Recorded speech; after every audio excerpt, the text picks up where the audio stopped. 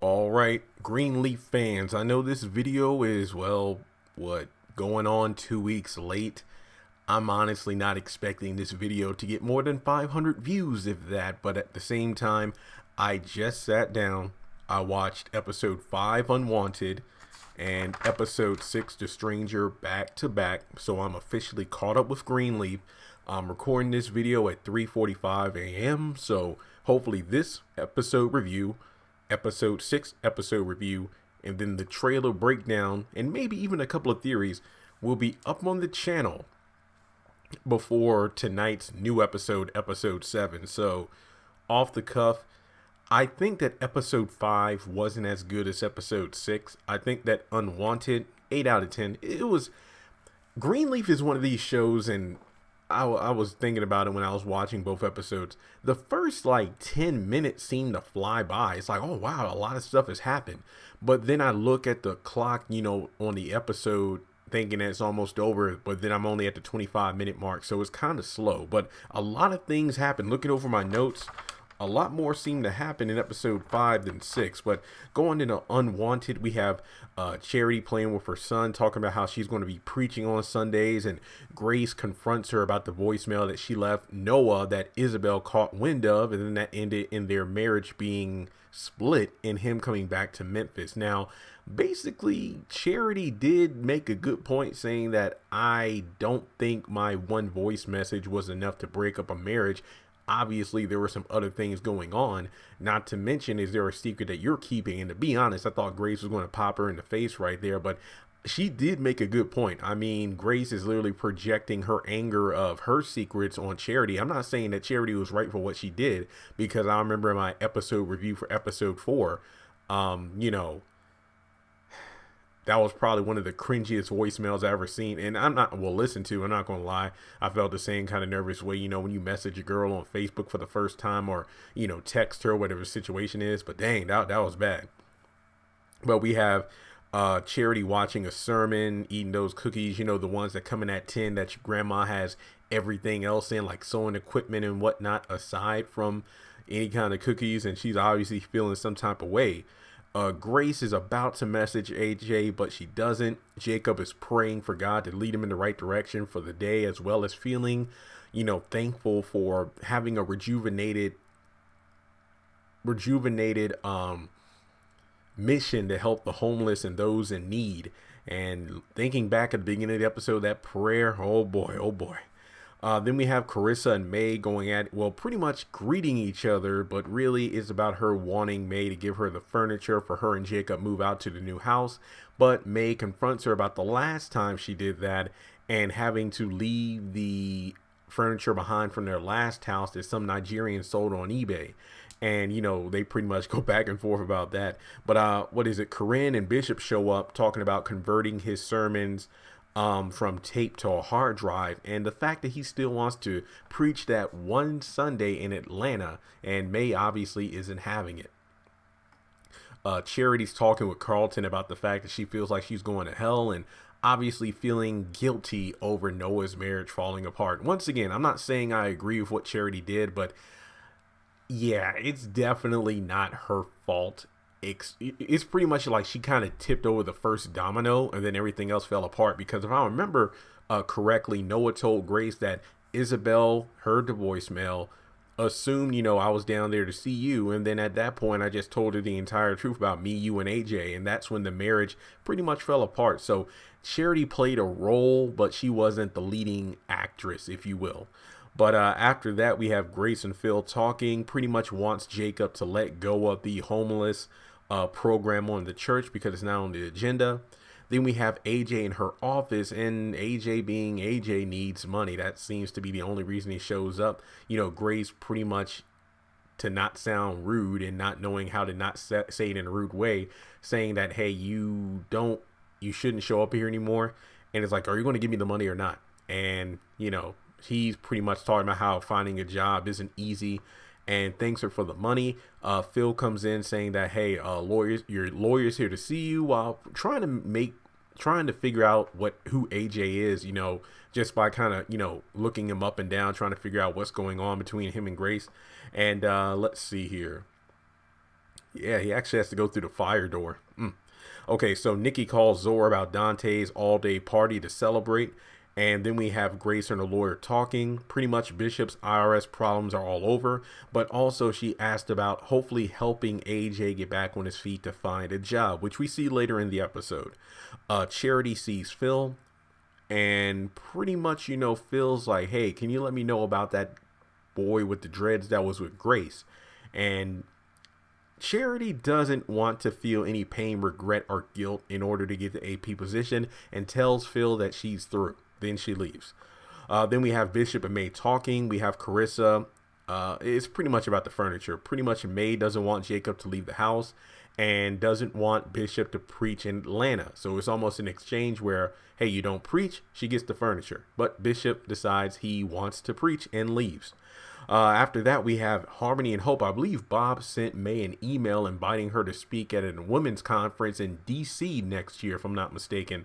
But we find out later that she turns it down.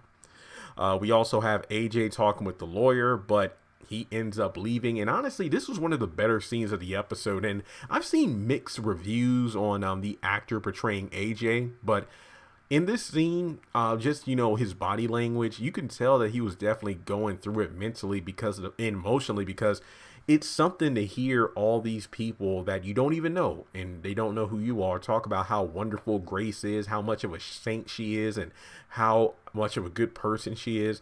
Yet she's the mother that you never knew. She was the mother that gave you up. She was the mother that didn't want to connect with you once you turned 18 and found out who she was. And now she's the mother who, well, comes back into your life, brings you to her hometown, but pretty much has you in hiding. So yeah, when he got up to leave, I've kind of felt that definitely ate him up on the inside.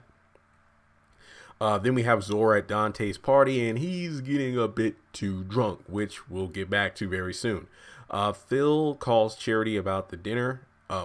Phil confronts Charity and asks her to dinner, and she says she'll think about it. Then we move forward to, like I mentioned before, May turning down Bob Whitmore's offer to speak at the women's conference. And Bishop, well, kind of pours his heart out about not feeling wanted and the fact that that's why he wants to go down to Atlanta, because to be honest, it feels like he's not even existing in his own house due to the fact that everything seems to be taken away. The fact that he's not preaching anymore, and well, him and May not being married, not to mention not having sex. He didn't say that, but I'm kind of branching back to previous episodes here.